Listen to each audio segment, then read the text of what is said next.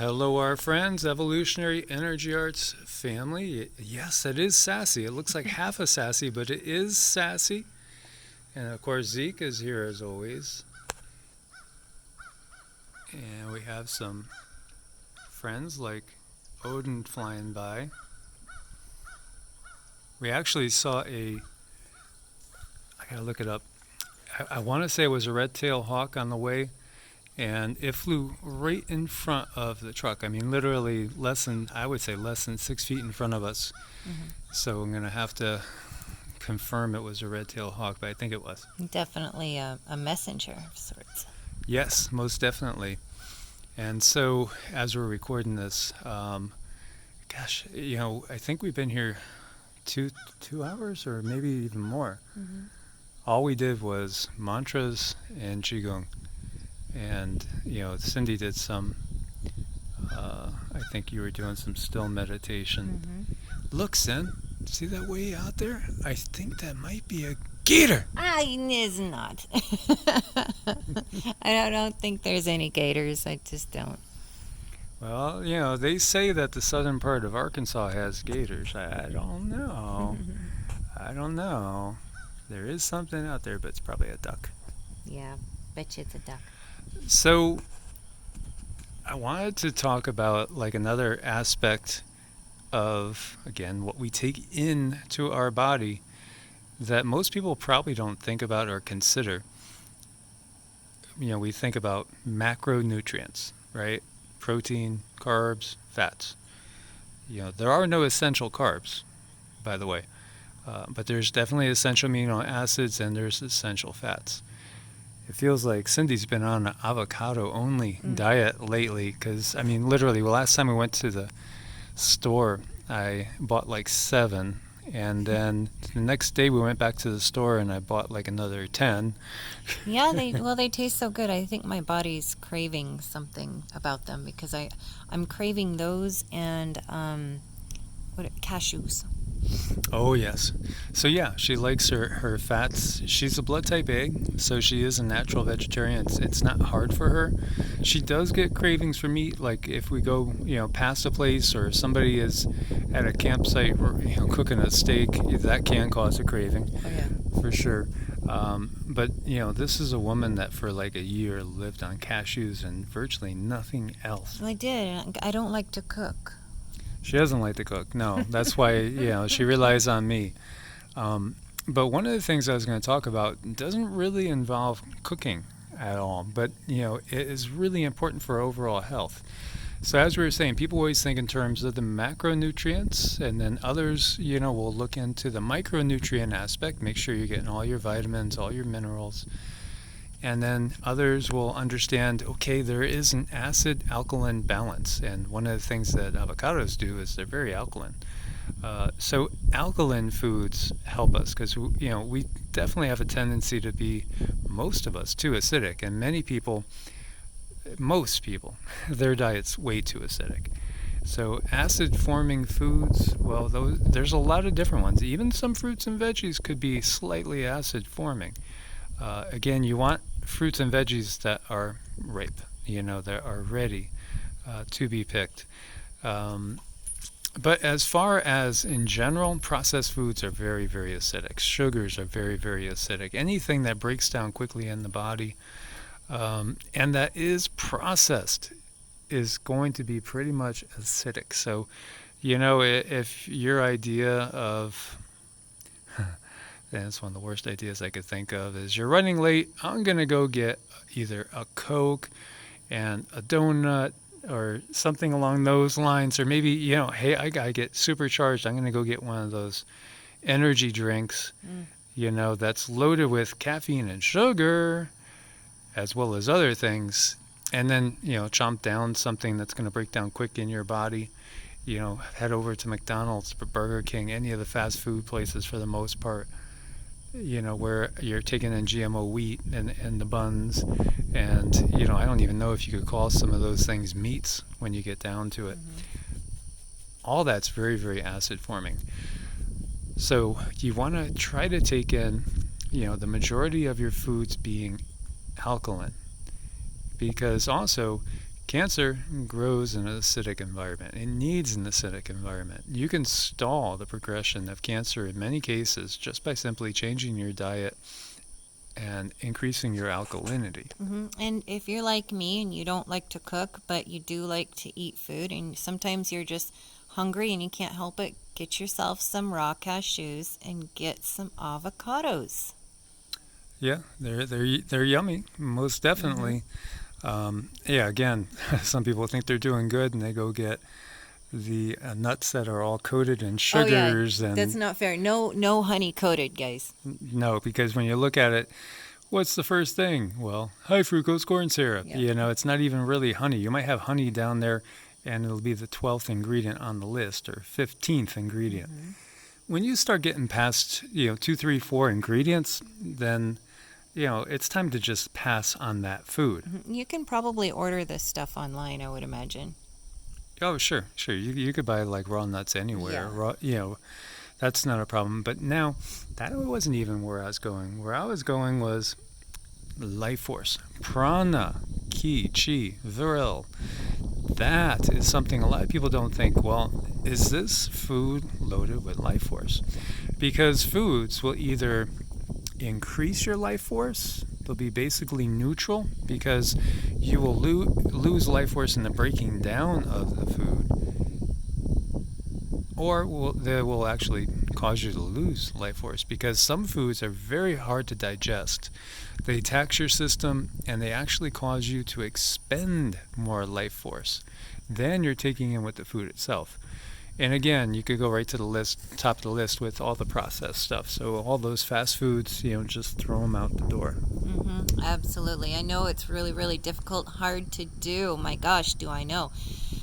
Sugar is so addictive. And I just stop myself before I do pick up something like a candy bar and I think, why is this so addictive?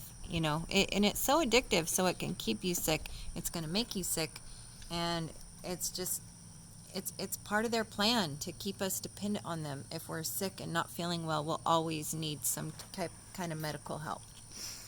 Yeah, it's a big business, most definitely. And over the period of time, shortened lifespan, many people have figured out too, as we've talked about, the key to a longer life, and study after study after study, that can't be denied, is caloric restriction. So not taking in too much increases your lifespan.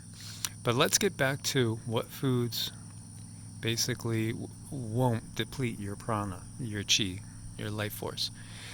In general, to keep it really, really simple, live food. So things that are like fruits and veggies. Now, if they are frozen or canned, they're going to have just a tiny little trace of life force left. They'll have some life force, but it won't be there. You might still have the nutritional value or most of the nutritional value, but it's not going to be there. It isn't. It just dissipates over time. In fact, in many good stores, you could get living lettuce that still has the roots on it, still is technically alive. Now that is the best thing.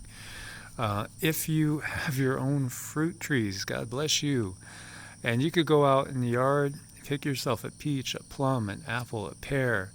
If you're even, lucky enough to have things like mangoes growing and pineapple and all that yummy tropical stuff, so good for you.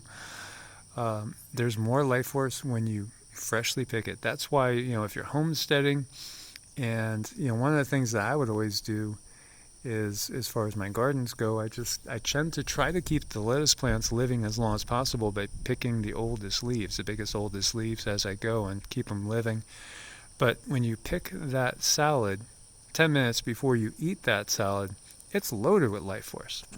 Oh, it is. It's so good. And one thing one of my aunties does is she grows stuff in hydroponics, and her lettuce, oh my gosh, it has the roots on it, and you can smell it. It's so alive. That's the best thing for you. I didn't even think of it, but yeah, that was insanely good. Yes. Because she brought us a gift, and she had it in water, and she brought down like maybe a dozen heads of different types. I mean, she had everything you could think of, butter crunch and all these, just so amazing. Good. Yeah. And, eating that, that's all I wanted. I mean, my body just wanted it so bad. And you can smell the difference between that and a head of lettuce at the store, too. Oh, you could. I mean, I seriously, I had dinner platefuls, Mm-hmm. like multiple dinner platefuls, just chomping on down. And I love to make fresh homemade dressings too, like throw in the blender like a clove of garlic, fresh cilantro, throw in some cumin, use a little chipotle in there, uh, virgin olive oil that is organic, and red wine vinegar makes a great salad dressing. Mm-hmm. Maybe a touch of oregano too. We'll do a lot more cooking Yeah. and not cooking, but food Mm-hmm. related, meal related stuff. Send out your prayers, guys, that we get closed within 2 weeks. Send them Yes. out, please. Please Please, send those please. intentions out because we can't wait to get rolling with so much. We have so many ideas that we want to get rolling with, and we will take you into the kitchen. It's a tiny one. So yeah, the place we are looking at, not to get too far off topic, it's basically classifies as a tiny home, and not on a big lot. We're gonna make do with what most people have probably available, um, so people can relate to it. And we want to try to show you, how you could layer things, put things together. So if your yard is only 0.15 of an acre, quarter acre, well, that you could do it. You really can do it. Mm-hmm. So we want to show you how to do it, even in a neighborhood, Yep. basically. But not to digress. Now, if you are going to have yourself a 16-ounce sirloin steak, that's actually going to deplete your body of prana, life force, ki, chi, more than you're taking in. Unless you literally just slaughtered the cow yourself Mm-hmm. Mm-hmm. and just took a big old chunk of meat out and started to gnash on it raw. Yeah. So in that way, then yeah, you are taking in some prana. But even at that, it's it's tough for the body to digest red meats. Mm-hmm. The red meats tend to deplete our prana. Sure, they'll add muscle. There's all the essential amino acids right there, so they can support your muscle.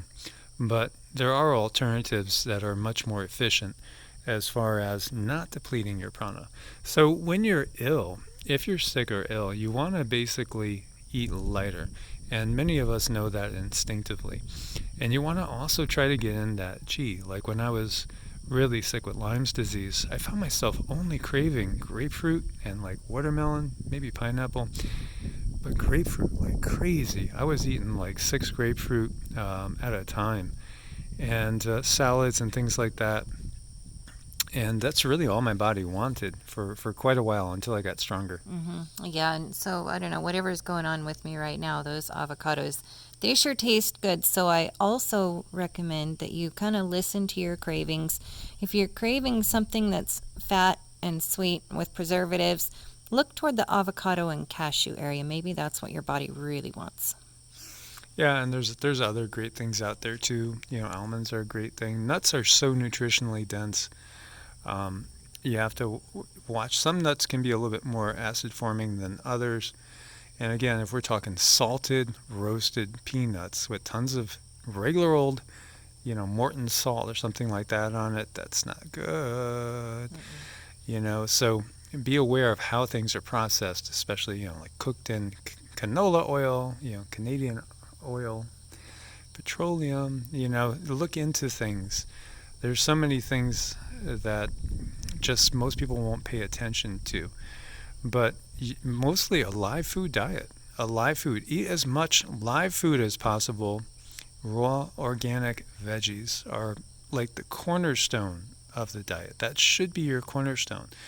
And everything else is added to it. Yeah, of course, you're going to need to cover your proteins, essential fatty acids. There's so many good foods out there that you can take in. But again, if you are going with the raw organic fruits and veggies, things like Cindy was saying with the nuts, nutritionally dense, and then if you are eating meat, the easiest meat for the body to digest is actually fish.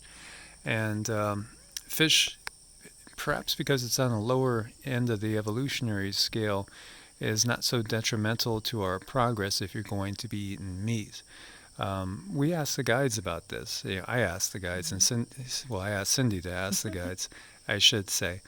And I said, how does meat affect our ascension? And what she got back was that, while we're eating meat, red meat, like, cows and, things like lamb and goat, etc., that actually really, it stops the process to a crawl, if not pretty much stops it in its tracks. It does. It really has a big impact on it. So that's just something, if you're really into Ascension, you might want to avoid that. Yeah, and then chicken and turkey, a little bit not as impactful, but still impactful. But if you're going to have to eat something, you got to have the flesh.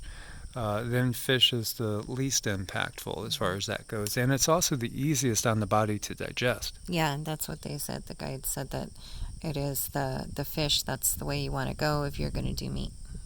Right. And many people are heading towards being meatless. Now, that doesn't mean go buy, some fake burger that has 35 ingredients in it as well. Like, once we're back in a place where we can actually, cook and stuff, I mean, most of our meals are going to be centered around, again, the fresh veggies, like big salads, roasted veggies, lightly roasted too, because cooking takes away enzymes. Enzymes take away life force. But one thing I really, really miss is those cauliflower mashed potatoes you made. Oh, so good. Yeah, I love doing those too. The cauliflower mashed potatoes are yummy. But yeah, when we cook food too much, we lose the enzymes. Enzymes help us to process the food itself, and you lose too much life force. That's why I also love doing a lot of stir fries that are just lightly stir fried.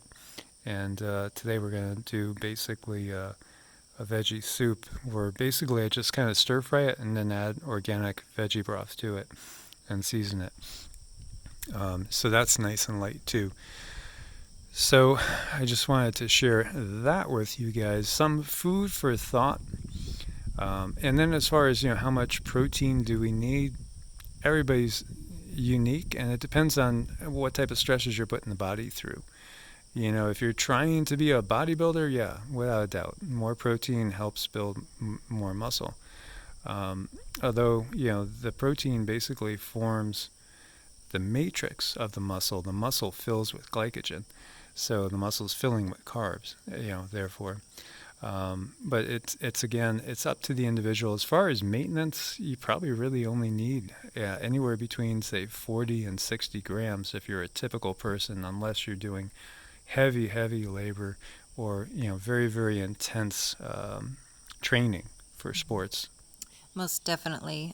So listen to your body. And again, if you're really craving the sugars, so if somebody does just crave sugars and starches and everything bad, what can they do to help curb those cravings? What we did last night, is just substitute it. Like last night, we were feeling like Cherry Garcia. We were hoping to have a Cherry Garcia night, but instead I pulled out blackberries and blueberries. Yeah. And so we ended up eating a bunch of berries. And that was just way more healthy, and it did actually satisfy my sweet tooth. It was really, really good. Yeah, I like doing berries like that in coconut milk, or sometimes, say, like strawberries and bananas in coconut milk. That takes care of my dessert cravings. Yeah. There was another line of thought I wanted to touch on. So, yeah, it depends, again, on your goals. But if you're talking longevity, if you're talking lifespan, then you don't want to take in too many calories because, again, every single study shows, Seventh-day Adventists are vegetarians, and they typically live 7 years longer than other denominations. Is it because God has blessed them, or is it because they avoid meat? And they try to focus on eating veggies and things like that. I think a lot of people make the mistake of going vegetarian and then just, say, eating a lot of white grain pasta or, things that, like Cindy was saying, well, potato chips and beer are vegetarian. I could do that, it's you have to obviously watch what you're putting in your mouth and know. Again, the less ingredients, the better. If there's one ingredient, that's what you want, Yep. and as long as it says non-GMO or organic, that's great as well. But the studies do show if you reduce your calories, if you're on a 2,000 calorie diet and you bring it down to 1,400, chances are you're probably going to live 6 to 7 years longer and have less problems, inflammation. Protein creates a lot of uric acid as it breaks down, which again, this is all about inflammation. Inflammation is the root cause of most dis-ease in the body. Mm-hmm. Yes, indeed it is. So you want to do everything you can to avoid inflammation as much as possible to whatever extreme you think you need to. If you really have a lot of joint problems, arthritis, stuff like that, take a look at what you're taking in that could be causing that inflammation. And the other thing too, in Qigong, we recognize that the Qi that we start life with, that is given to us by our mom and dad, is stored in our kidneys. So if we're eating excessive amounts of meat again and hard to digest proteins, that's going to affect the kidneys. It's going to drain the Qi there as well. So that's another thing to keep in mind. So when you look at it, there's a lot of different factors to real abundant health. And the thing is, I mean, we could look at, say, a bodybuilder in his 20s or 30s, and he might look amazing and great. But what's gonna be his situation when he's 70? Will he make 70 or 80? As so many have not made it that long. Mm-hmm. And of course, not everybody wants to be a bodybuilder or a fitness model or anything like that. And there can be, and I have seen a ton of people that look amazing on the outside, but they are not amazing on the inside as far as the bodily systems, the organs, all the toxins that are building up. Yeah, and all that stuff gets cleansed from the inside out. Yes, and do get outside, get sunshine, get fresh air, learn something like Qigong, Tai Chi, practice some yoga. All those type of mind-body breathing exercises are critical for our well-being because oxygen, we could live without food for a long time. We can't live without O2 for very long at all. That's right. As always, guys, thanks for being part of the family. Make sure you guys are subscribed, have the bell clicked. Thanks for your support on Ko-Fi and Patreon. If you need to make an appointment, it's evolutionaryenergyarts@gmail.com or EEARTS@protonmail.com. Typically, as far as Vedic charts, about 2 to 3 weeks out, maybe a little bit more. As far as energy work sessions, I'd say probably about 10 to 14 days, out as far as that goes right now. But of course, emergencies too, we'll try to get you in sooner. God bless, guys. Namaste. God bless and namaste.